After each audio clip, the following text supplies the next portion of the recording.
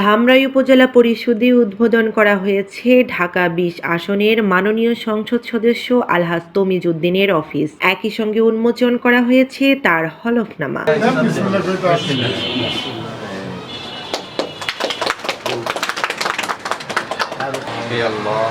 আমাদের জনপ্রিয় নেতা আমাদের ধামরাইয়ের অভিভাবক আলহাজ তমিজউদ্দিনের অফিস উদ্বোধন করা হলো।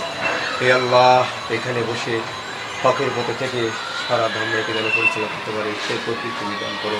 এই উপলক্ষে আয়োজিত অনুষ্ঠানের উপজেলা প্রশাসনের কর্মকর্তা, জনপ্রতিনিধি, রাজনৈতিক নেতৃবৃন্দ, সাংবাদিক এবং বিভিন্ন শ্রেণী পেশার মানুষের উপস্থিত ছিলেন। অনুষ্ঠানের প্রধান অতিথি বক্তব্য সংসদ সদস্য আলহাজ তমিজউদ্দিন বলেন, জনগণের সেবা নিশ্চিত করা এবং উন্নয়ন কার্যক্রম আরও গতিশীল করতেই উপজেলা পরিষদে এই অফিস স্থাপন করা হয়েছে। তিনি ধামরাইয়ের উন্নয়নের সকলের সহযোগিতা কামনা করেন এবং জনস্বার্থে নিরলসভাবে কাজ করার প্রত্যয় ব্যক্ত করেন। উপস্থিত বক্তারা আশা প্রকাশ করেন এই অফিসের মাধ্যমে সাধারণ মানুষের সেবা গ্রহণ আরও সহজ ও কার্যকর হবে।